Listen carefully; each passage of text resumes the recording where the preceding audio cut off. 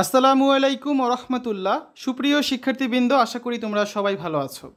এই ভিডিওটা তৈরি করছি নবম শ্রেণীর শিক্ষার্থীদের জন্য। 2024 সালের নবম শ্রেণীর ষান্মাসিক মূল্যায়নের বাংলা পরীক্ষাটা হবে 22 জুলাই। তোমাদের নবম শ্রেণীর অর্ধবার্ষিক পরীক্ষার সিলেবাস অনুযায়ী পরীক্ষার সিলেবাসটা হচ্ছে প্রথম 4টা অধ্যায়। আমরা গত 2টা পর্বে প্রথম 2টা অধ্যায় নিয়ে আলোচনা করেছিলাম। আজকে আমরা দেখব নবম শ্রেণীর বাংলা 3য় অধ্যায়ের লিখিত পরীক্ষার জন্য কিছু নমুনা প্রশ্ন এবং তার উত্তর। তোমরা জানো যে সরকার থেকে এবছর কোনো ধরনের অ্যাসাইনমেন্ট বা প্রশ্ন দেওয়া হয়নি। পরীক্ষার আগের দিন তোমাদের হচ্ছে একটা নির্দেশনা দেওয়া হবে, যেটা আমরা তোমাদের অবশ্যই জানিয়ে দেব।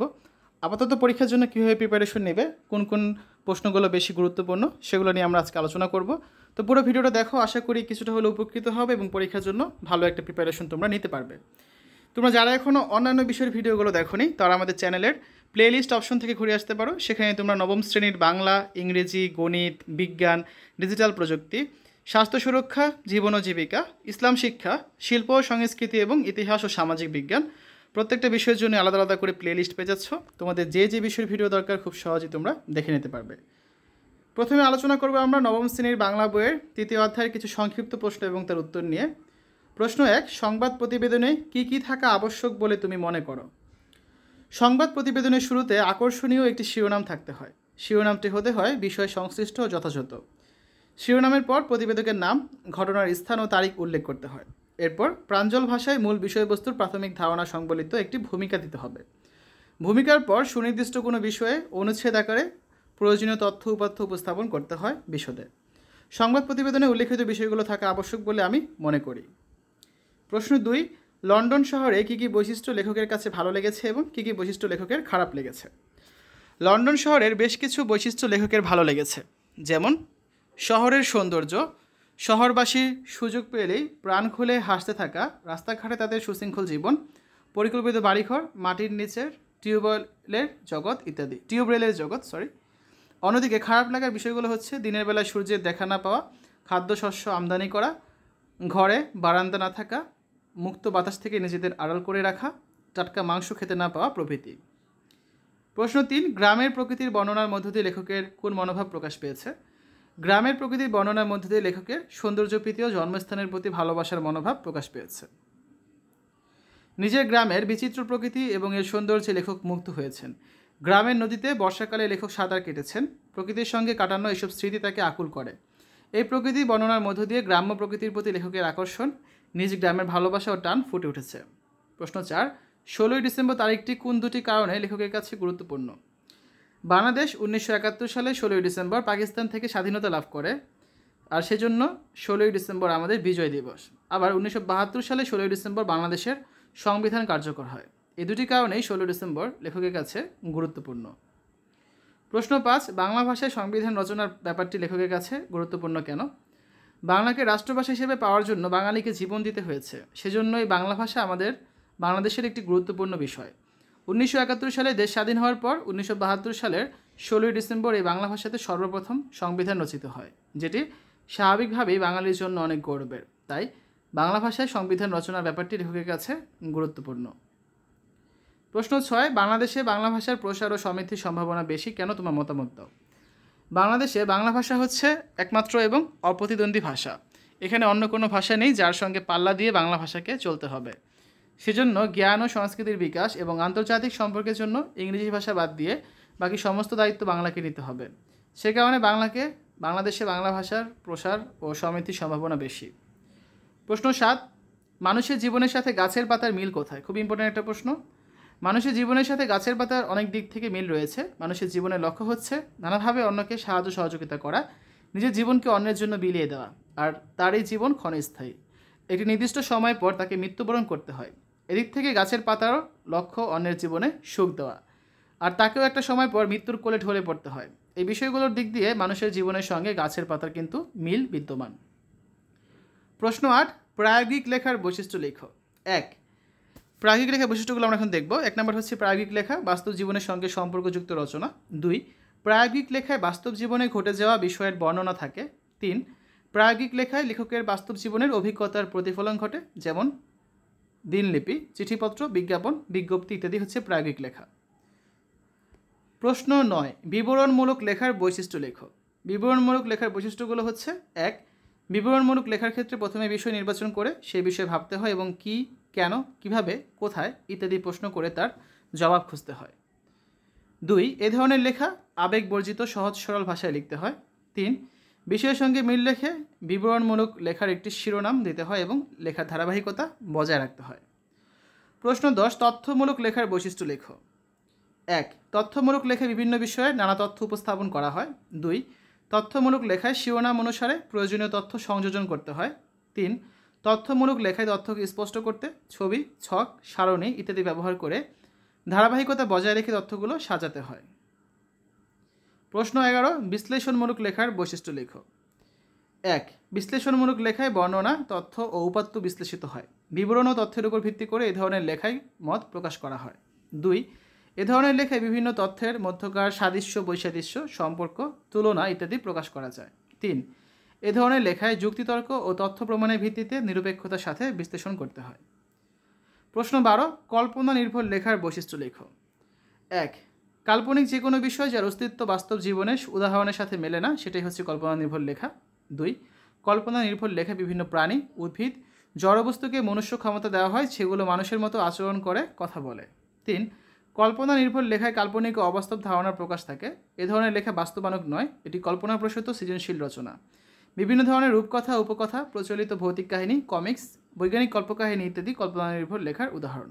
তার মানে হচ্ছে 5 ধরনের লেখা: প্রায়োগিক লেখা, কল্পনা নির্ভর লেখা, বিশ্লেষণমূলক লেখা, বিবরণমূলক লেখা, ঠিক আছে, তথ্যমূলক লেখা। 5 ধরনের লেখার হচ্ছে আমরা বৈশিষ্ট্যগুলো দেখলাম, ঠিক আছে। এটা প্রশ্ন তোমাদের পরীক্ষায় কিন্তু আসতে পারে। তো শিক্ষার্থীরা, এই পর্যায়ে আমরা আলোচনা করব নবম শ্রেণী বাংলা 3য় অধ্যায়ের কিছু রচনামূলক বা বিশ্লেষণমূলক প্রশ্ন এবং তার উত্তর নিয়ে। প্রশ্ন 1, মনে করো তুমি ইকবাল, দৈনিক যুগান্তর পত্রিকার প্রতিনিধি, বাংলা নববর্ষ উপলক্ষে গ্রামীণ মেলা নিয়ে একটি প্রতিবেদন তৈরি করো। তো আমরা এখন দেখব কীভাবে একটা প্রতিবেদন তৈরি করা যায়।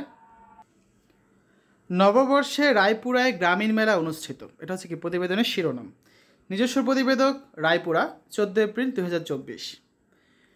নরসিংদী জেলার রায়পুরায় উৎসবমুখর পরিবেশে উদযাপিত হয়েছে বাঙালির প্রাণের উৎসব পহেলা বৈশাখ। বাংলা নববর্ষ 1431 উপলক্ষে 14 এপ্রিল রবিবার নানান আয়োজনের মাধ্যমে রায়পুরা উপজেলা প্রশাসন এই মেলার আয়োজন করে। রায়পুরা কলেজ মাঠে অনুষ্ঠিত হয় এই বিশাল মেলাটি। এটা উদযাপিত। রবিবার সকাল 10টা থেকে কলেজ মাঠে বর্ণাঢ্য শোভাযাত্রার মাধ্যমে এই দিনটির সূচনা হয়। এ উপলক্ষে উপজেলা প্রশাসনের উদ্যোগে বিভিন্ন প্রতিযোগিতা ও পুরস্কার বিতরণী অনুষ্ঠানের আয়োজন করা হয়। শোভাযাত্রা শেষে উপজেলা নির্বাহী অফিসারের সভাপতিত্বে একটি সংক্ষিপ্ত আলোচনা সভার আয়োজন করা হয়। সেখানে উপজেলা প্রশাসনের অন্যান্য কর্মকর্তা ও কর্মচারীরা উপস্থিত ছিলেন। পাশাপাশি বিভিন্ন রাজনৈতিক সংগঠনের নেতৃবৃন্দ এই আলোচনা সভায় উপস্থিত ছিলেন। কলেজ মাঠে অনুষ্ঠিত মেলায় হাজারো মানুষের উপস্থিতি দেখা যায়। রায়পুরা ও তার আশেপাশের বিভিন্ন মানুষের পদচারণায় মুখর হয়ে ওঠে মেলার প্রাঙ্গণ। শিশু, কিশোর সহ সব বয়সী নারী পুরুষ মেলায় অংশগ্রহণ করে। মেলায় বিভিন্ন ধরনের জিনিসপত্রের অস্থায়ী দোকান বা স্টল দেখা যায়। মাটির তৈরি পুতুল, পাতিল, কড়াই, চুলা, হাতি, ঘোড়া, কলস, গরু, হাঁস, মুরগি, বাঘসহ অনেক জিনিস মেলায় বিক্রয় করতে দেখা যায়। সব হচ্ছে মাটির তৈরি, এগুলো কিছু কিন্তু অরিজিনাল না, ঠিক আছে। এছাড়া বিভিন্ন ধরনের খাবারের দোকানও দেখা যায় মেলার বিভিন্ন জায়গায়। বিভিন্ন ধানের খই, মন্ডা মিঠাই এবং নিত্য প্রয়োজনীয় জিনিসপত্র, পণ্য সামগ্রী এবং ছোট বাচ্চাদের আকর্ষণীয় সুন্দর সুন্দর অনেক খেলনা সাজিয়ে রাখতে দেখা যায়। দোকানগুলোতে ছোটদের জন্য বিনোদন হিসেবে নাগরদোলা, ট্রেন, চরকির ব্যবস্থা ছিল এই মেলায়। রায়পুরা উপজেলার নির্বাহী অফিসার বলেন, পহেলা বৈশাখ বাঙালির ঐতিহ্য, তাই এটি সুষ্ঠুভাবে পালনের জন্য উপজেলা প্রশাসনের পক্ষ থেকে সার্বিক নিরাপত্তা এবং সহযোগিতার ব্যবস্থা করা হয়েছে। সর্বোপরি বাঙালির প্রাণের উৎসব এই পহেলা বৈশাখের মেলাটি কোনো রকম অপ্রীতিকর ঘটনা ছাড়া সবার স্বতঃস্ফূর্ত অংশগ্রহণে অত্যন্ত সুষ্ঠু ও সুন্দরভাবে পালিত হয়েছে। মেলায় আগত সবার চোখে মুখে আনন্দের হাসি লক্ষ্য করা যায়। প্রশ্ন 2, বিলেতে 750 দিন কোন ধরনের বিবরণমূলক রচনা এবং কেন? উদাহরণ দিয়ে বোঝাও। বিলেতে 750 দিন ভ্রমণ বিষয়ক বিবরণমূলক রচনা। কেননা এই রচনাটি লেখক লন্ডনে থাকাকালীন তার বাস্তব ভ্রমণ অভিজ্ঞতার আলোকে লিখেছেন। এই রচনাটিতে লেখক ইংল্যান্ডের রাজধানী লন্ডনের নানা রকম বিবরণ তুলে ধরেছেন। এক্ষেত্রে তিনি ইংরেজ জাতির নানা বৈশিষ্ট্য ও কর্মকাণ্ড তুলে ধরার জন্য বিভিন্ন বিবরণ দিয়েছেন। তিনি শুরু করেছেন এভাবে, প্রায় 7.5 মাস হলো এখানে এসেছি। 7 মাসে দিন 20-র বেশি সূর্যের আলো দেখেছি বলে মনে হয় না। এখানে লেখকের বর্ণনার ভঙ্গি নিঃসন্দেহে বিবরণমূলক। আবার তিনি লিখেছেন, লন্ডন শহরকে নানা অংশে ভাগ করা হয়েছে, এক একটা অংশকে বড় বলা হয়। এখানেও স্পষ্টতই লেখকের বিবরণী চোখে পড়ে, যা বিবরণমূলক রচনার বৈশিষ্ট্যকে ধারণ করে। লেখক এখানে বিলেতে তার ভ্রমণের বিষয়টি লিপিবদ্ধ করেছেন, তাই এখানে নিঃসন্দেহে বলা যায় বিলেতের 750 দিন একটি বিবরণমূলক রচনা। প্রশ্ন 3, আত্মস্মৃতি শিরোনামের লেখাটিকে কেন অভিজ্ঞতা ভিত্তিক তথ্যমূলক রচনা বলা হয়? তোমার উত্তরের পক্ষে যুক্তি দাও। আত্মস্মৃতি শিরোনামের লেখাটিকে অভিজ্ঞতা ভিত্তিক তথ্যমূলক রচনা বলা যায়। এই রচনায় লেখক তার জীবনের বিভিন্ন সময়ে প্রাপ্ত অভিজ্ঞতা থেকে বিভিন্ন বিষয় ও ঘটনা উপস্থাপনা করেছেন। এটা হবে কি প্রাপ্ত। সেজন্য অবশ্যই আত্মস্মৃতি একটি অভিজ্ঞতা ভিত্তিক তথ্যমূলক রচনা। নিচে আমার উত্তরের সপক্ষে যুক্তি দেওয়া হলো। ভাওয়াল পরগনায় অবস্থিত আমাদের গ্রামটি বর্ষাকালে দুভাগে বিভক্ত হয়ে যায়। পশ্চিম ভাগটি হয়ে যায় একটি বিচ্ছিন্ন ছোট দ্বীপ। পশ্চিম অংশে আমাদের ভিটে বাড়ি। গ্রামের পশ্চিমে বিশাল মাঠ, বর্ষায় বিরাট বেলায় বিলের সঙ্গে মিশে যায়। বেলায় বিল প্রকৃতপক্ষে একটি মস্ত বড় হাওর, শীতকালে বড় ধান হয়। রচনার এই অংশে লেখকের এলাকার ভৌগোলিক তথ্য তুলে ধরা হয়েছে, তাই এটিকে তথ্যমূলক রচনা বলা যায়।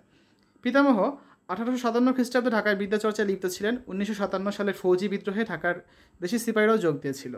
ঢাকার খাজা আব্দুল গনি পরবর্তীকালে নবাব বিদ্রোহ দমনে ইংরেজের সঙ্গে সহযোগিতা করেন। বিদ্রোহ দমনকে উপলক্ষ করে ঢাকা শহরে ব্যাপক গণহত্যা শুরু হয়। শুনেছি লালবাগ কেল্লা এবং তত সন্নিহিত এলাকা ঘেরাও করে তোপ দাগা হয়। এর ফলে নাকি প্রায় 5000 লোক মারা যায়। স্মৃতিকথার এই অংশে ফৌজি তথা সিপাহী বিদ্রোহের কথা তথ্য উঠে এসেছে বিধায় একে তথ্যমূলক রচনা বলা যায়। 1919 থেকে 1921 সালে কংগ্রেস খেলাফত আন্দোলনের সময় আমাদের গ্রামের উত্তর দিকের এক বড় চত্বরে এক বিশাল জনসভা হয়। এ অংশে খেলাফত আন্দোলনের তথ্য এসেছে। এভাবে রচনায় বিভিন্ন স্থানে ব্রিটিশ শাসিত ভারতে নানা তথ্য উঠে এসেছে, তাই আমি আত্মস্মৃতি রচনাটিকে তথ্যমূলক রচনা বলেই মনে করি। প্রশ্ন 4, বাংলা ভাষা সংকট ও সম্ভাবনা শিরোনামের রচনাটিকে কেন বিশ্লেষণমূলক লেখা বলা যায়? উদাহরণ দিয়ে বোঝাও। বাংলা ভাষা সংকট ও সম্ভাবনা শিরোনামের রচনাটিতে লেখক বিভিন্ন তথ্য উপাত্ত উল্লেখ করেছেন এবং তিনি তথ্য উপাত্তগুলো বিশ্লেষণ করে নতুন নতুন তথ্য তৈরি করেছেন। 16ই ডিসেম্বর একই সাথে বিজয় দিবস এবং সংবিধান কার্যকরের দিন, আর সেই সংবিধান রচিত হয়েছে বাংলা ভাষায়।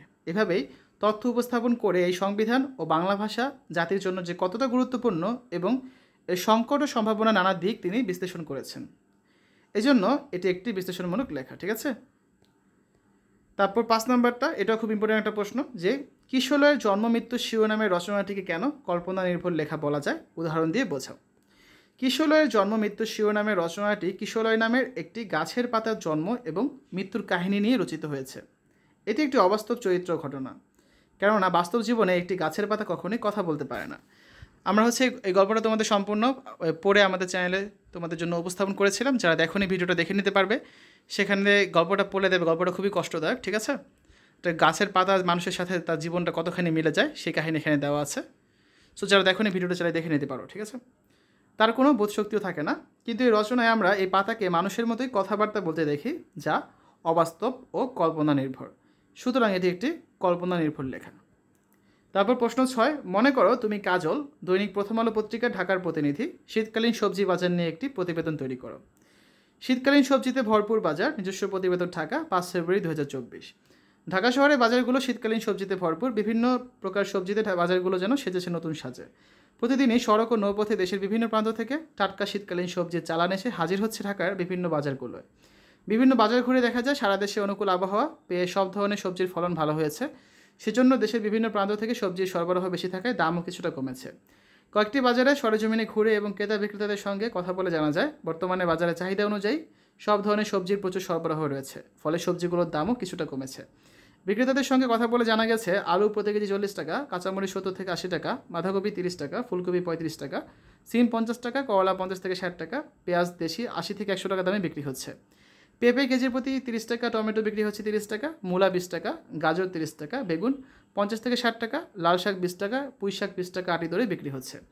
বাজারে সবজি কিনতে আসা একজন ক্রেতার সঙ্গে কথা বললে তিনি জানান গত কয়েকদিনের তুলনায় এখন বাজারে সবজির মূল্য কিছুটা কমেছে, ফলে সব ধরনের সবজি নিজের সাধ্যমতো কিনতে পারছেন।